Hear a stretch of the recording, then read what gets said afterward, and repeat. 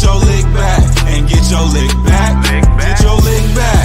If a nigga owe you something, ain't no chit chat. Better stay up out the way, don't get your issue splat. Stop letting this shit slide and get your lick back and get your lick back. I feel like I'm JX. J-Way. I'm a perfectionist. Adderall got me restless. I'm gone. Run with a wild crew, they get reckless. Young boy, come up off that neck. Into the trends. See you, Lee, be the best. Good evening and welcome to another episode of Corner to Copa. This is a Monday edition of the show. Normally we record on Sundays, but due to Father's Day, we pushed the show back just one day. So we are here and a bit of a rocky end to the weekend, but yet and still the Tigers are 46-27, 9 games up on the Minnesota Twins. And yet we have a whole lot to talk about. Despite, as beautiful as that sounds, I think a lot of us would have been pleased to be anywhere around the mark that we're at right now. But how you feeling on this Monday afternoon, evening? Yeah, I mean, it's only the third drop series of the year. So, I mean, I think that says a lot for itself. We're kind of figuring out what this team is right now. Veerling came in and then went back on IL. Parker's taking a little bit longer time to get going. He had that home run earlier in this series to kind of help, give him a little bit of some confidence back. But we've had some weird things happen, so it's time these guys get tested as we enter the really critical stretch here over the next 60 days, right through the trade deadline. That is, before you know it, it's going to be here. So, we had some defensive miscues, too many actually just the other day, blowing a lead too. I mean, it was just a lot of things that we have not experienced a lot of, even going back to the last couple months of last season. So they're finding out what their identity is, and it really has been next guy up. I mean, as we get into a bit later on, the rosters continue to change, both the 26 and 40 man. So a lot of shuffling around, but somehow these guys keep on ticking. So we'll see how they bounce back with the off day today. Yep. So in the last week, we won 2 of 1 against the Baltimore Orioles in Baltimore. And then we came home in front of for the most part, a nearly sold out crowd with the Ludacris concert and the Negro League celebration. This is actually the Detroit Stars jersey right here. I didn't even get a chance to go. My pops and his car show buddies. That's cool. Rented out a suite, so they got to watch the Tigers get trounced. So obviously the positive vibes within the suite, but nothing, not too much good going on Saturday. For whatever reason, we tend to struggle on Saturdays. I really don't know what it is, but yeah, the Tigers lose the last 2 games of the series after dominating on Friday, thanks to 2 home runs from Gleyber Torres. I think Rogers had a couple base knocks, and Baez hit a home run. So things were looking up early in the week, and then we just could not pitch to Elly De La Cruz. He had his way. My pops had no recollection of who Elly De La Cruz was, but by the time the series was over, it's like, who is this guy? But he's an all-star. Yeah, definitely. An electric player. He's certified Tiger killer. Add him to the list. He's on that list for sure. The Grand Slam by Tyler Stevenson certainly didn't help things. That was an outing where Flaherty, it was Flaherty, who had been doing pretty well up until that point, had a little bit of a regression on Saturday. But amongst, outside of that, Bo Brisky, he got, they definitely got the best of Bo Brisky. Brebbia, who, we're going to touch on that a little bit as well. But yeah, so there's some good, some bad. But what did you see in the? Was there what positives did you see over throughout the week? I think we see on the positive side, Cole Keith for the second straight year, slow start, first 35, 60 days. And then right after that, he starts to warm up. He doesn't get hot. He just continues to improve series over series for the long run. And he's now hitting over, I think he's a little over 250 now, 245, something like that. What, end of May or beginning of May, he was hitting like $180 somewhere in there. And that's when the comments came out about his doubting his ability and his confidence. And he just went back to work. I mean, and he continues to produce, not too much power, hasn't hit a home run in a while, hasn't hit really many doubles. So I think he's just trying to keep it simple and just make contact and get on base, which frankly, that's all they need. He runs fairly well on the bases. Yeah, I think he had an incident earlier in the week in a game where he got either picked off or thrown out, one of the two. But that's the risk you take, though, with this team, as aggressive as they are. I think the stat for those that watched the game yesterday, they put up they are the number one most aggressive first to third team in all of baseball at like 52%, which leads the league.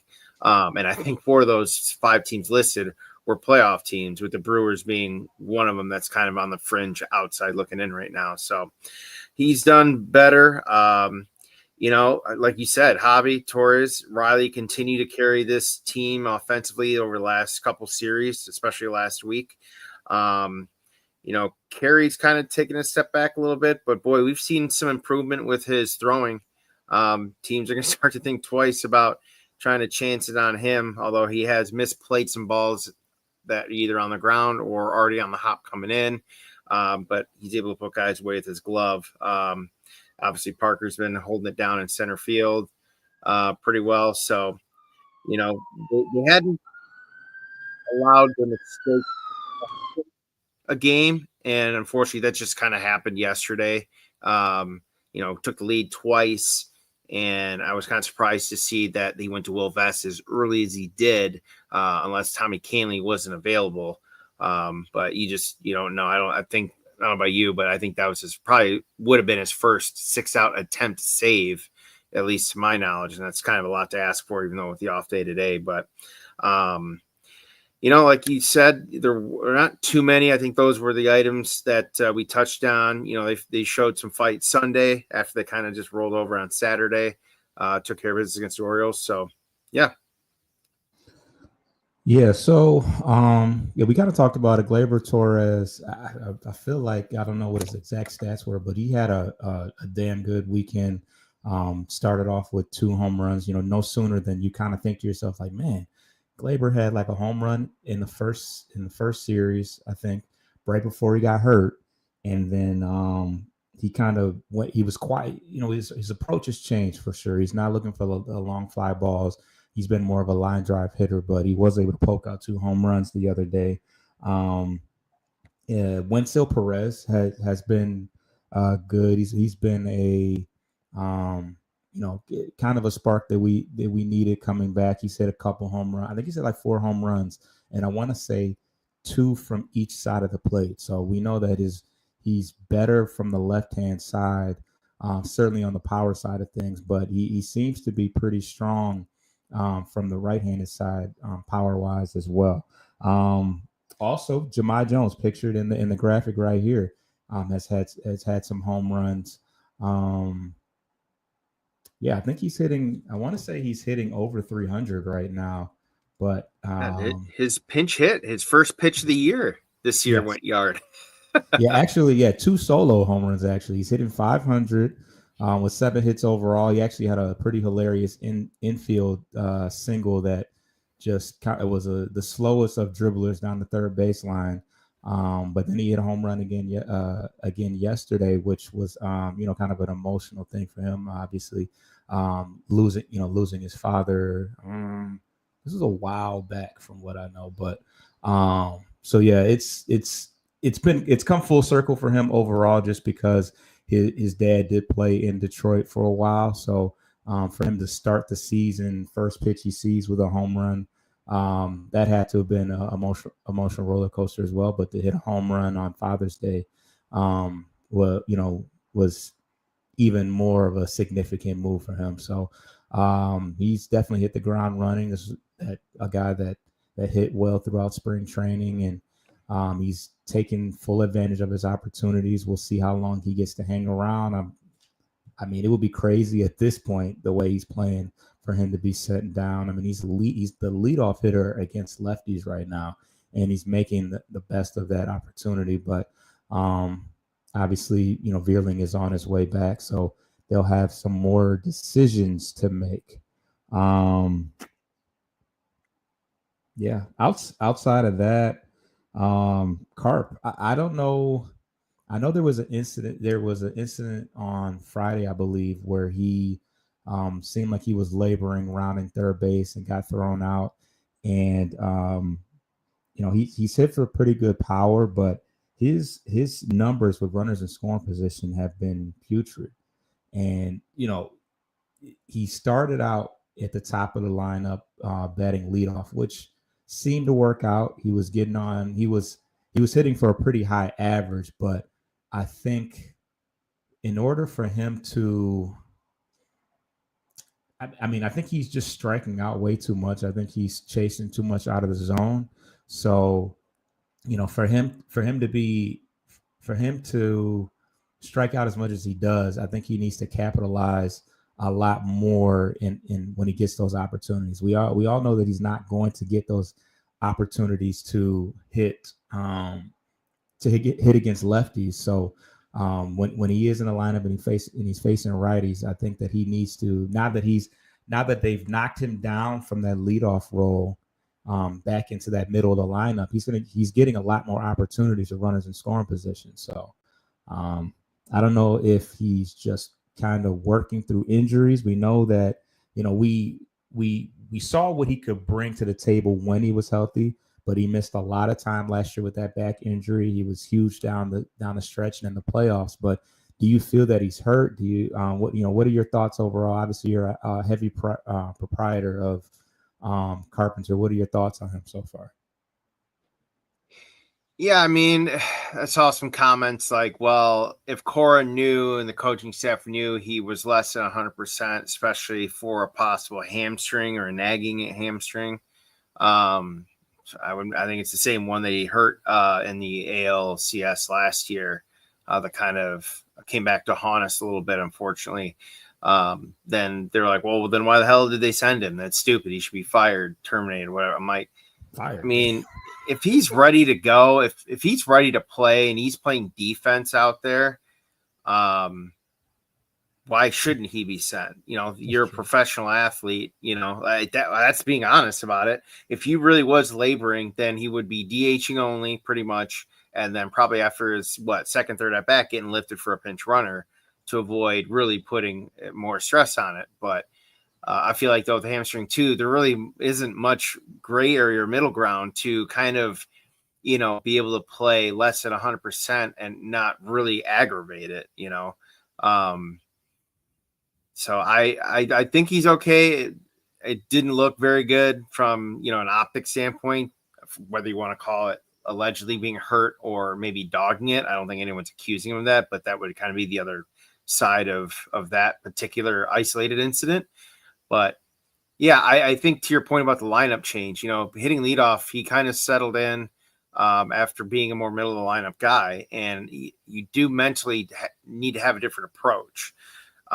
You're going to see more pitches usually at the top of the lineup, or at least maybe better quality pitches, because there's no pressure. They can attack you. They've got all their pitches at their arsenal at that point. Middle of the lineup, depending on the sequence, you might be looking for one or two pitches and wasting everything else off. And Kerry is a bit more aggressive. So I think he does need to be a little bit more patient, needs to track better, read the pitch coming out of the hand a little better to make that decision earlier on whether to lay off or go for it. But I think he'll end up coming around. He's he's adjusted well to some of his lows, and really he hasn't had too many extended lows. Certainly, at least not in the last 2 years. So it's just been having to deal with some injuries around some of his more productive stretches that we've seen. But I think he'll come around. I mean, if he really is hurt, he'll go on the IL. I really don't think there's a need for him to push it. This team has enough coverage between the rest of the 8 guys in the lineup where they can get by with him for a little time if he has to go away. Yeah, I feel like you got to nip it in the bud. I mean, we got Vierling that's available. We got Jemai Jones, who's more than more than respectable at the plate and defensively. Badu is back in town, so there's always that. But Malloy, I mean, Meadows is back right now. So yeah, if there's any doubt whether or not there's an injury there, especially with the cushion we have, it doesn't make sense to push anything. So I guess I'll take that within good faith that he's relatively healthy and there's nothing that can be gained from him sitting out a game or just taking 2 weeks off and allowing somebody else to come up in his place. So something to keep an eye on. But speaking of injuries and rosters, all that, we definitely have some stuff to talk about as far as rosters and that's concerned. We're going to get to our first break, and that's what we're going to come back on the other side and talk about.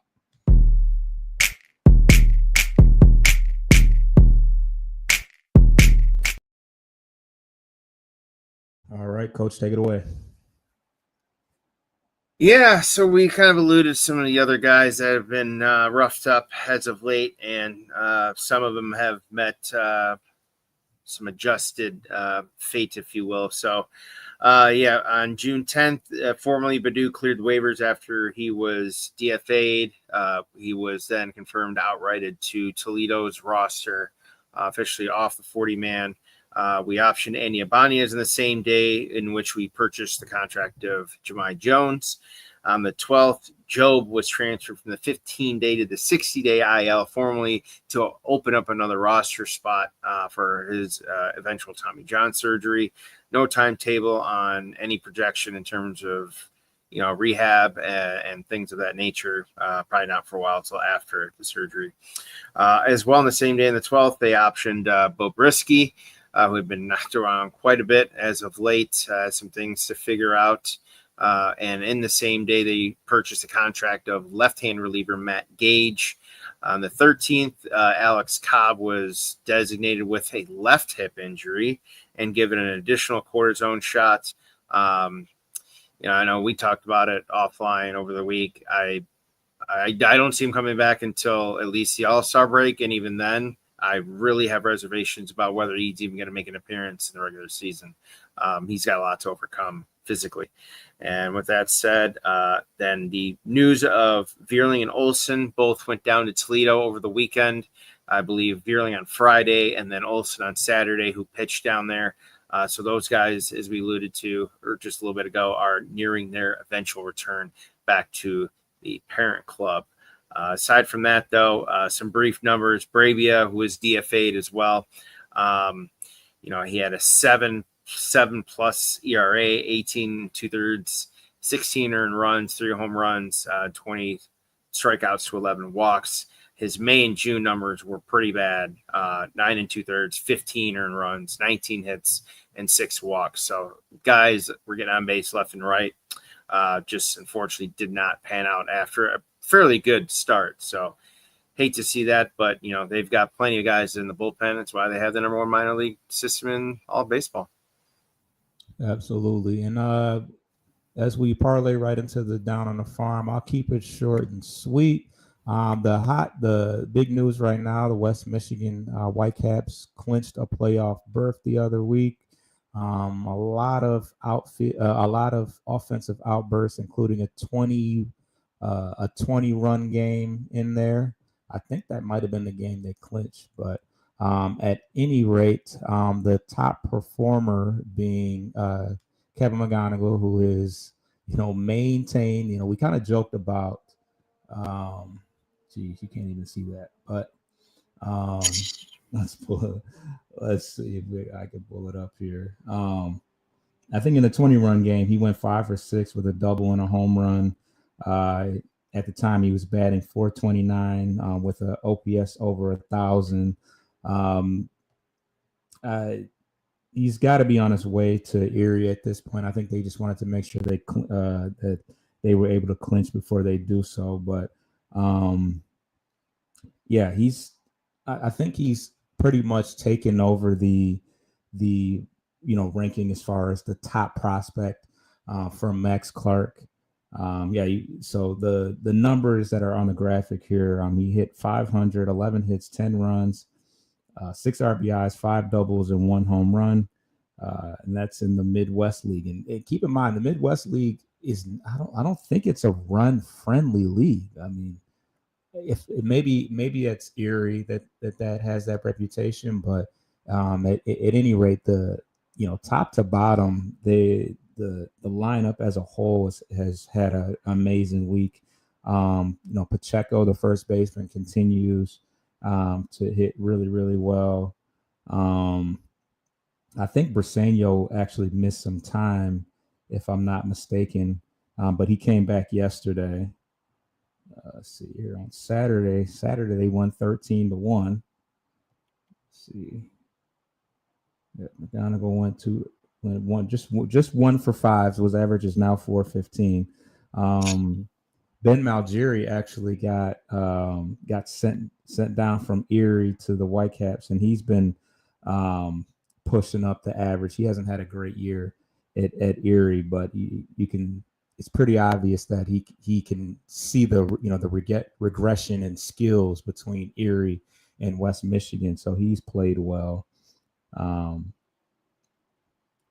yeah, Seth Stevenson had a pretty good game as well. But other than that, a lot of guys. I think the Toledo lineup fielded pretty much a full roster of guys that played in Detroit this year. Everybody from Manuel Margot, Ibanez, Nito, Jace Young. Gage Workman didn't play in the majors for the Tigers, but he played in the majors for the Cubs. But yeah, I think they pretty much fielded an entire lineup of players that had played in some significant time in Detroit. Let's see who else. Badu, obviously. Kryler, yeah.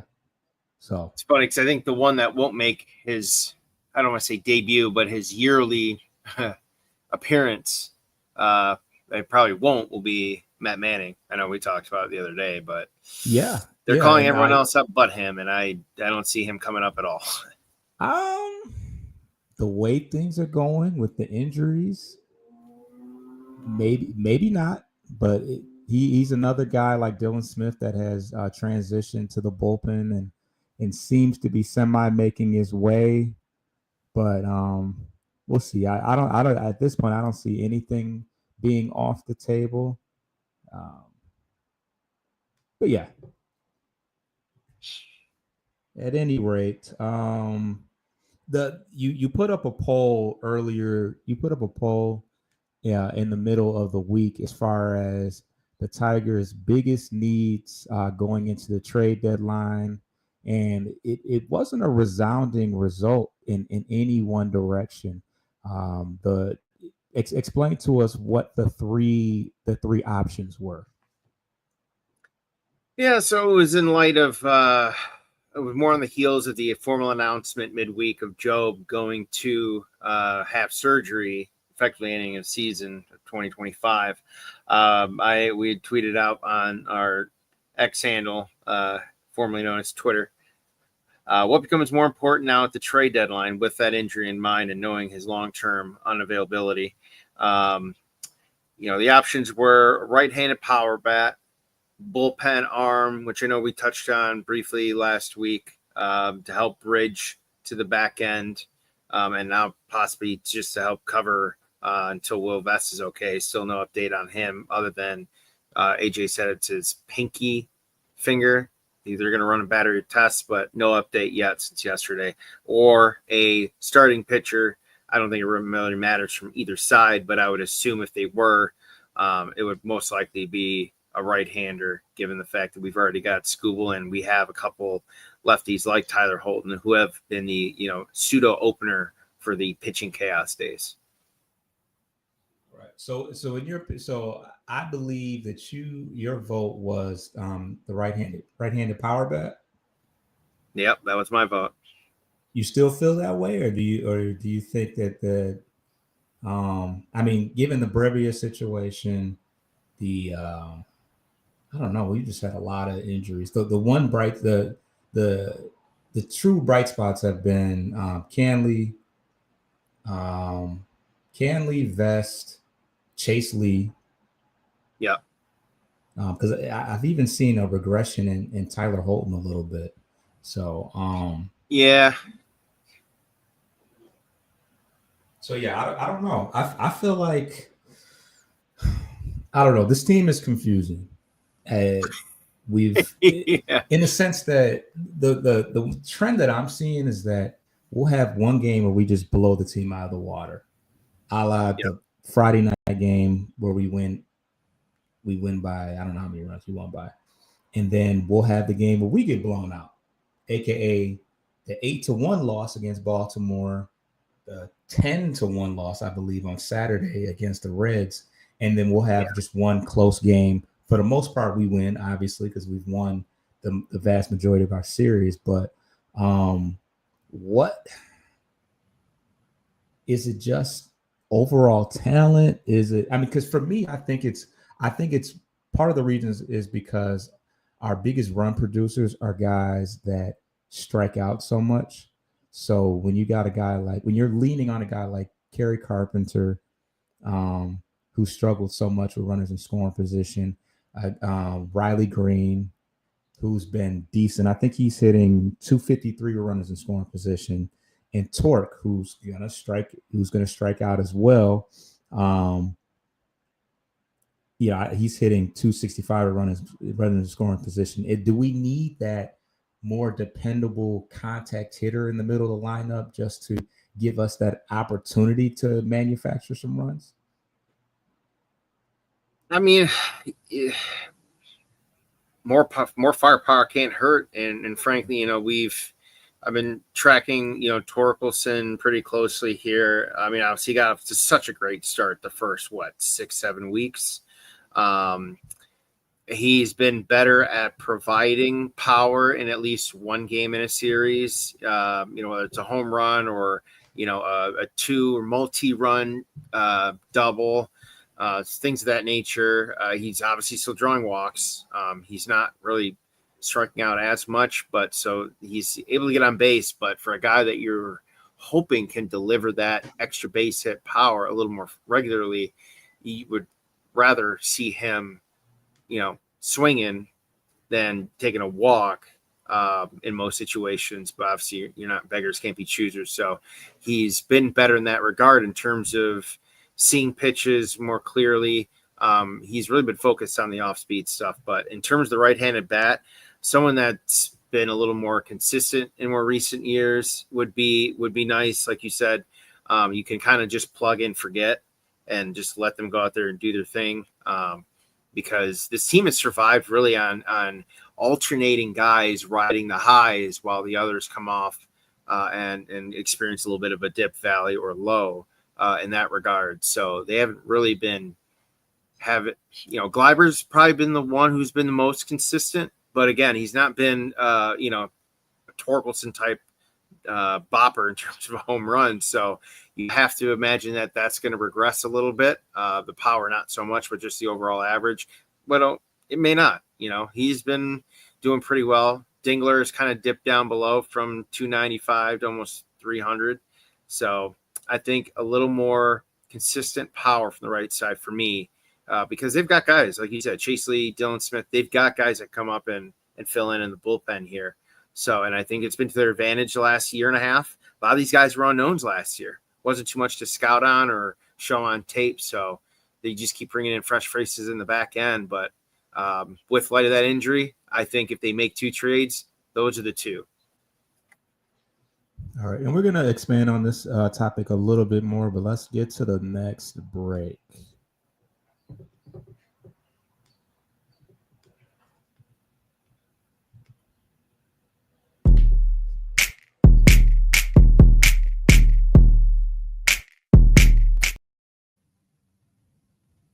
You make up a good point about Torkelson. One of the main things that has been a big factor in his success this year is he's not going to expand the zone. He's going to strike out, but he's not going to expand out of the strike zone. He will take some walks. And one statistic that jumped out at me is his average with runners in scoring position with 2 outs, which is a very high leverage situation where the pressure is on and you got to step up and make a big hit. He's hitting 324 in those type of opportunities.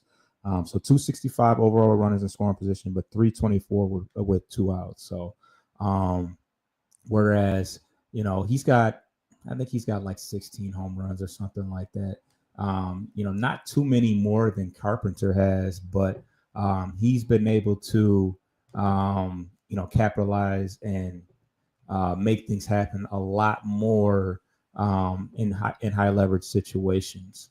And you talked about, and the other thing that I see is when you talk about the right-handed bat, I would venture to say that the lefty is the more important side of the plate that we need to focus on. You bring back Wenzel Perez, which is kind of a wash because he neither represents either side of the plate.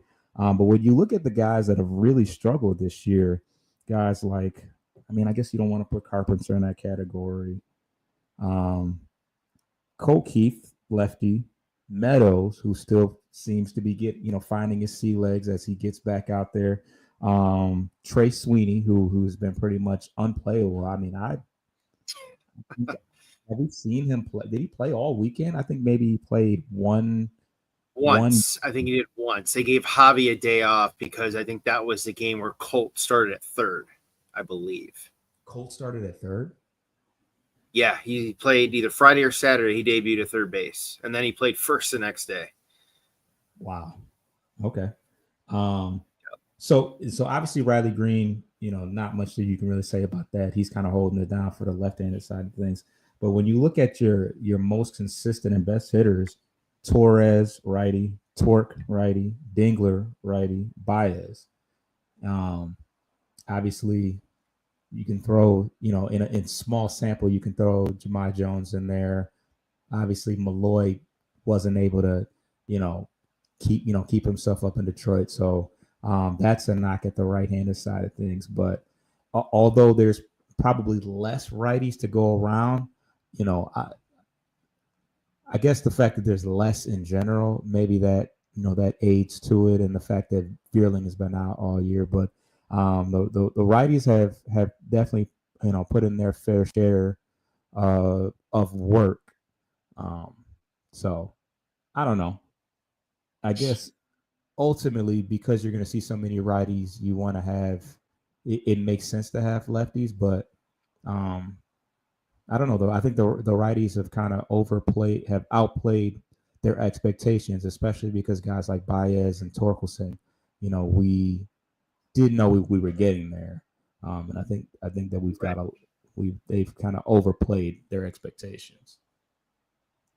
Yeah, no, I totally agree, and I think your better power is from the left side right now with the guys that we've already mentioned.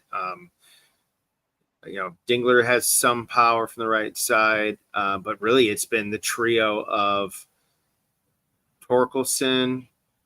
Carpenter had a hot stretch. He's been cool a little bit lately. Cole hasn't hit as much from the left side. And then Riley Green, obviously, still producing at, all-star caliber level, numbers across the board here. He's not really leading in any categories, but he's being consistent. But, Torkelson's been cooled off a little bit, and really we have had no one at third. So you're handicapping yourself by taking third base out of the equation, because other than McKinstry, who's probably played there the most, Baez a little bit, and I don't know, a smattering of others. That position's been largely devoid of really any power. So that would be a spot where, we can talk again later about in more depth about trade opportunities, guys we might like, but that would be a spot, I think, if you were to trade for a power hitting right-handed third baseman, solves really two birds with one stone. Okay, so that moves me right into my next topic. This is something that that I've been meaning to talk about, but this is a perfect opportunity for you. Talk about a right-handed bat from at third base. The Jeff Passan has said that the Tigers were probably the best fit as a trade candidate to go out and get Bo Bichette. We know that Toronto is currently in a race of their own and will not likely sell off any important pieces if it means that they can remain in the hunt. But in the event that the Tigers can make an acquisition like that, what do you see him bringing to the table for us? He kind of fits the personality of the guys in the clubhouse, really. He seems kind of like I don't want to say happy-go-lucky, but he's out there. He seems to enjoy himself. Doesn't seem to put too much, pressure on himself. He's got the longer hair, so I'm sure some of the ladies might be a little more in tune to that. But he's been a solid player, and it's weird because we're talking about Toronto possibly basically doing like a mini rebuild on the fly. And just 3 years ago, we were talking about a trio of legacy sons all playing in the same team together with Vladdy, Bichette, and the departed, I think last year, Kevin Biggio, who's now in the minor leagues. So that is kind of weird, but it's been ugly to say the least behind the scenes. Pretty much a fractured relationship between the two. So I think some owners going to take advantage, GM going to take advantage and buy low, knowing that relationship is sour. It can drive the price down a little bit, but he'd be interesting. I'm not sure how he would fit in unless he can play a little more shortstop at all. If he does, then yeah, then you put Baez at third. I think that would kind of be the natural rotation progression. And then you can go back when Bichette's not playing on those days. But I think the guy that I had mentioned offline in a trade would be if Atlanta would be up to it. They're 8 games out right now of the wild card, and they're 8 games under 500. I think they're third in the division behind the Mets and the Phillies. So they have a lot of looking up to do, and they've lost some guys. So I think a guy like Austin Riley, yeah, he's carrying a little over $21 million a year over the next, I think it is 6 years. 6-7 years, so he'll have until 33 with a club option after that. So I think you would get him at a good value. Guys won World Series, good glove, and he's a run producer, hits for power too. But we can talk about the details a little bit later on if you want. But that would kind of be the guy that I had targeted the other week. I know that we had talked about offline as well. Did you have anyone in mind in terms of an arm by chance? I don't. I do want to touch on the Bo Bichette situation before we get into the arm. Go and ahead, then, yeah. If you have any suggestions, we can talk about that. As far as Bo is concerned, he's obviously a former 2-time All-Star, so he's somebody that has proven that he can play at a very high level. But the most intriguing part for me is the fact that he's a good contact hitter that hits, they can hit hard line drives all over the outfield. He's got gap to gap power, which I think would play really well in Comerica Park. And I think that when you talk about putting somebody in the lineup that doesn't strike out as much, I think that you could put him in between a Riley Green or Torkelson just to give them a different dynamic. And I think that he would be, with him being a righty and somebody that can play on the left side of the infield, I think that he could fill in an everyday role. Now, whether he decides, he's only played shortstop, but I think Javi probably would be the better between the two of them at that shortstop position.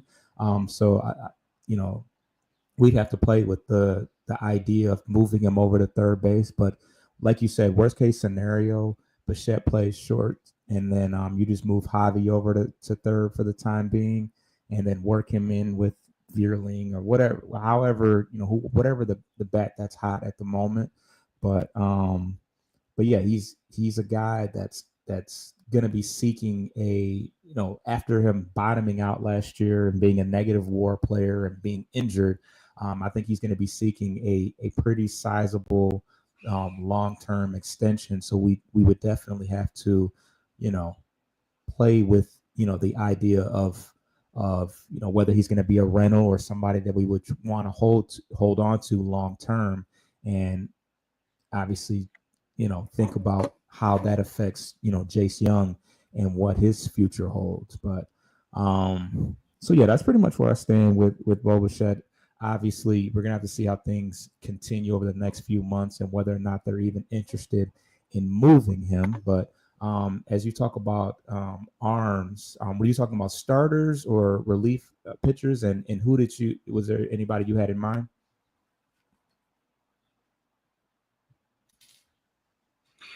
I mean, it didn't have to be an either one. I know we had talked about it, or I had sent it out like not this past weekend, but the weekend before. If we were looking at, one of each potentially, I know for bullpen, I had been looking at from the Pirates, Dennis Santana, who's had a pretty good year. He's 29 years old. At the time that I had sent it out about a week ago, he had a sub 0.9 whip, 2 ERA, 5 saves. Not really a huge strikeout guy, but he gets outs. And that's, kind of what we need. He had 22 Ks at the time. So not too many, but he could help bridge potentially there. And I'm thinking of more along the lines of trying to be Scott Harris, bargain trades, guys that are not going to, cost a fortune for anything really having to go back. Austin Riley might be a different story, but that's kind of that would be a 2-for-1 kind of thing. They get someone that could lock up at third base for a handful of years. And you would get him at a value that, frankly, you were going to pay more or offered more to Bregman or to a Correa. So that could be a 2-for-1 in terms of saving money on their end. But in terms of starter, Milwaukee continues to slip, and Freddie Peralta is having a pretty good year. Win-loss record won't show it, but at the time, I think 8 days ago, he had a sub 2.7 ERA, top 25 in strikeouts, and a respectable, very good, respectable top 50, 1.16 whip. So he's having himself a great year, and it's a fairly pitcher-friendly ballpark at Comerica. I think he'd fit right in.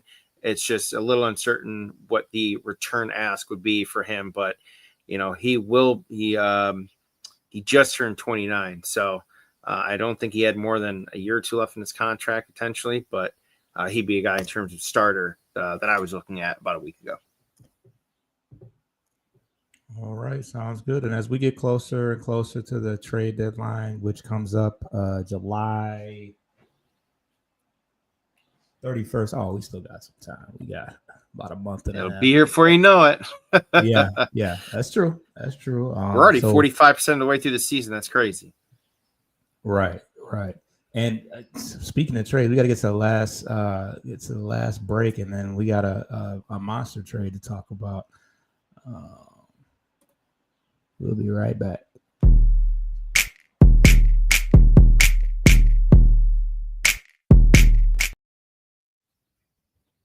All right. On the evening of Father's Day weekend, after the Boston Red Sox, I think they swept the Yankees this weekend, didn't they? They dropped a major bomb, trading Rafi Devers to the San Francisco Giants for a couple prospects and a couple current players. Let's see if I can pull this up. But what are your overall thoughts on it? Just obviously you've had some time to think it through, but what were your thoughts when the information first hit the press? Yeah, I mean, it took everyone by surprise. I mean, we know there had been the public, not really a few, but a minor spat between Devers and the front office when they approached him about trying to originally wanted to move him to DH during spring training after they got Bregman, and he kind of obliged on that. And then Tristan Cass went out with a freak knee injury, about 2 weeks ago, roughly, give or take, week and a half, season-ending knee surgery, left the void at first base. They asked him to play first, and he publicly a few times said, no, why would I do that? They asked me to play DH. They didn't want me to field. I didn't really prep to be a fielder this year. No, I'm not going to. So, and that was amongst coming around when he was still on a cold streak too. And then he got hot over the last few weeks. So massive trade because Boston wasn't too far out, but San Francisco is right there in the thick of it in the NL West. And I think they kind of understand they got some guys, older guys around, Verlander, Chapman's been dinged up too. So that's kind of the other reason why the need came in for them. And as well as former Tiger Mark Hanna is also, I believe, on the Giants. Could be wrong on that. No, he's different team. He's on the Royals now. Yeah, he played in the Giants. Yeah, we traded him too. But so that puts the Giants now right there in the thick of it with the pitching they've got and good defense and where that fits in his swing style at that park there in San Francisco. They now become a contender, legitimate, with the Dodgers and the Padres in that division, and along with the Mets and the Phillies. But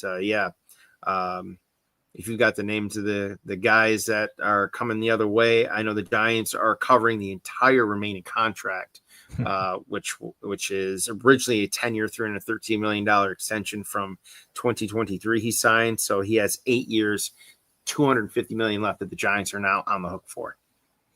Yeah, so the Giants traded away Jordan Hicks, Kyle Harrison, James Tibbs, and Jose Bello. I want to say Hicks is a current starter right now. And I want to say Kyle Harrison might be a current player that's up with the he was actually going to start that game Sunday night. 30 minutes before first pitch, he got pulled from the outfield bullpen where he was warming up. Yeah, pretty wild. Obviously, this is the best power hitter that the Giants have had since Barry Bonds. He's a lefty as well. So that's a major power move for them to try to compete with the Diamondbacks and Dodgers. They've been thirsty for some bats. They went out and spent a whole bunch of money on Willy Adames, who's having a down year so far, but and they also locked up Chapman as well. So they're spending a boatload of money between Chapman, Devers, and Adames, and that should help. It's certainly going to help. I mean, Devers was probably a top 5, probably conservatively speaking, a top 5 hitter currently right now.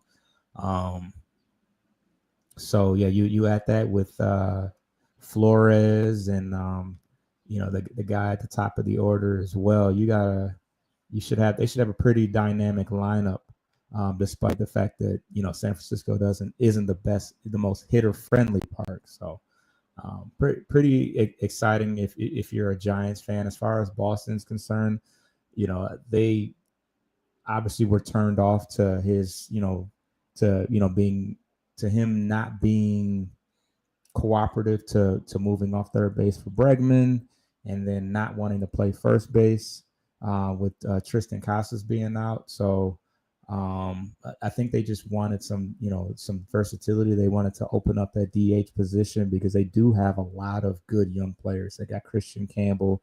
They got that number 1 prospect, Roman Anthony, that just came up. I mean, Boston's got a ton of young players, and Bregman will be back soon. They still have Duran as well. So they're not short of any talent, but you're gonna, in the short term, you're definitely gonna see some impact when you get rid of a guy like Devers. So we'll see how things progress. I mean, Boston really didn't have anything to lose. They weren't. Where are they at in the standings?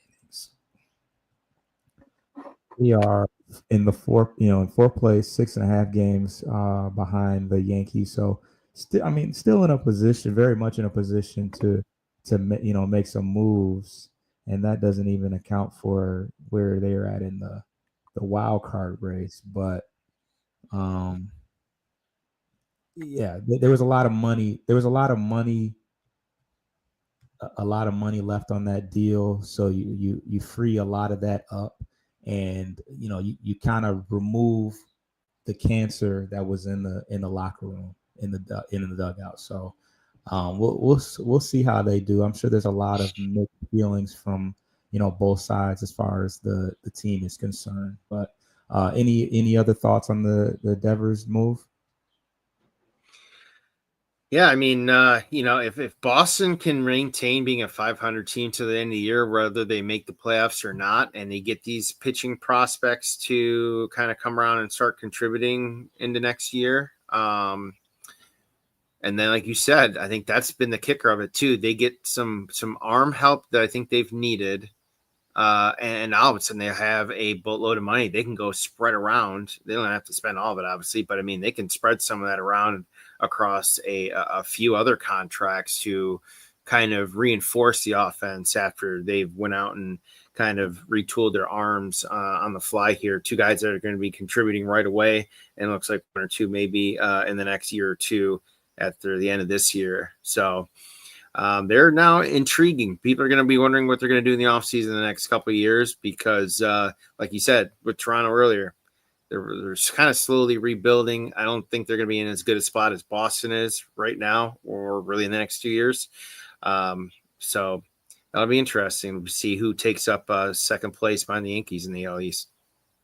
Yeah, and in Alex Bregman, you got to remember it has a player option for that first year, so he can always opt out, and that gives with as well as he's played early on, and him definitely being the third baseman for the foreseeable future. Boston can now pay him whatever they feel like they need to without any reservation because they've now got off the last, what was it? It was a 10-year deal. So how much is left? You said 6 years? No. So he signed the 10-year in 2023. So he'll have 8 years, $250 million left that the Giants are, and it's fully guaranteed. So the Giants owe all of it now to him. Yeah, that's a major commitment, but I mean, I don't think they could do much. They could do much better as far as a left-handed hitter hitting those balls into McCovey Cove. So I think they're at peace with it, and we'll just see how things play out. My parting words on that: Boston Red Sox and San Francisco Giants, two teams the Tigers have already had their way with. The Tigers swept the Giants, and I think they won 2 of 3. If they didn't sweep Boston, did they? No. The game I went to, they won anyway. So yeah. So as we wrap things up, who are the probable starters going into the final week? I mean, going into not the final week, the upcoming week. See, I'm ready for the playoffs already. Gosh, yeah. Briefly before I do, there was one other trade heading into the weekend that kind of kicked off. It's been a little bit early of a trade session, but Milwaukee Brewers sent their starter Savale to the Chicago White Sox after he refused a move from the starting rotation to the bullpen. He's had a pretty decent year, so kind of look out for him in the next upcoming series or two if we see him against the White Sox. But in terms of the schedule, today, off day, their second of 3 Mondays in a row that they will have off, thankfully, because this team needs it. They will continue their homestand, 3-game set against the Pirates, kind of almost rounding out the NL Central teams that they will see this year. It'll be Casey Mize opening up against Falter. Scooble gets the bump game 2 Wednesday against Adam Heaney, another trade speculated guy that might be moved as well from Pittsburgh, in addition to the Paul Skeens stories that we've been hearing for 2 weeks. And then rounding out that series in the rubber match will be Montero or a opener with him against Paul Skeens. So the 2 number ones are going to see each other, just not in the same game, unfortunately. Then they will travel to Tampa and the lovely minor league park of the Yankees at the weekend. Jack Flaherty will open up that against Baz. Sawyer Gibson Long or an opener will start Saturday against Pat Piot. And then Sunday, Casey Mize against, I believe, Zach Little. to round it out Sunday. And then a minor quick peek when they come home. Another off day, as we mentioned, followed by 3 games against the now formerly Oakland Athletics. All right, and unfortunately, we don't get to see that Scooble and Schemes matchup coming up.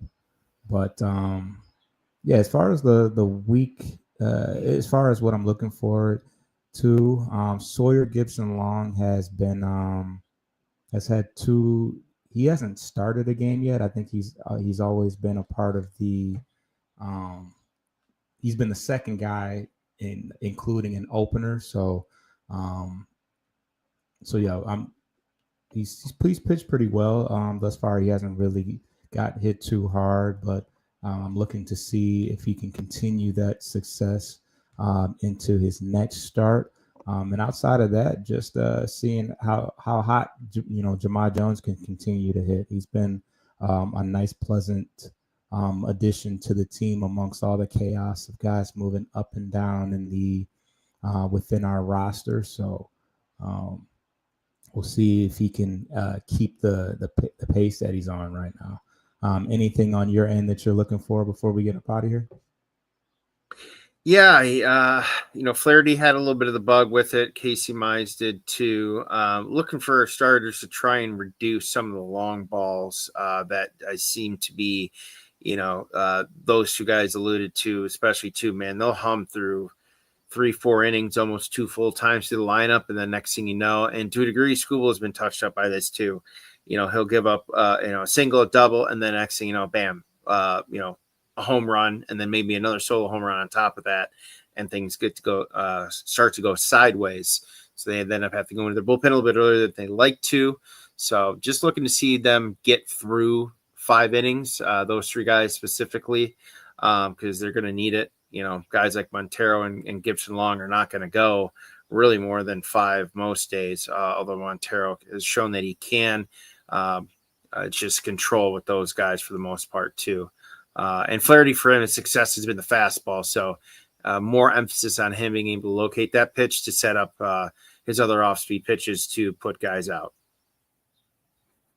Absolutely. And lastly, I'm just looking to see some of these extreme, us be a little bit more steady and consistent and eliminate some of the extremes that we've had. We'll have a game where we'll blow somebody out, and then we'll have another game where we just get completely blown out of the water as well. So we already know what the magic number is in order to pretty much guarantee a victory. But so I feel like at least once a series we have a game where it's like, wow, that one was like tough to watch, where you have to literally turn the game off and look away because it just gets too dark. And it's a feeling that you don't think that you would have when you're faring so well overall, 9 games up in the division. But I think that some of that has, the games that I think they said the AL Central went like 1 for 14 this weekend. So although the Tigers weren't great, neither was anybody in our division. So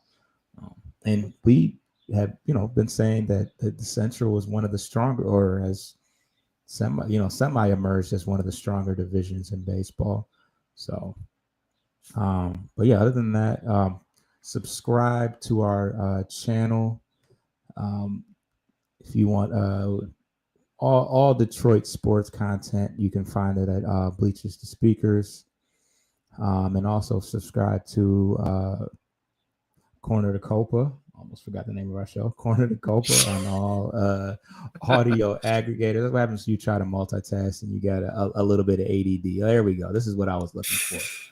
Subscribe to Bleachers and Speakers on YouTube, and also to Corner to Copa. You can just Google us, and it's one of the first things that pop up at Corner to Copa. And we will be back, probably back to our normal Sunday schedule next week with another review of the week. We out. Peace.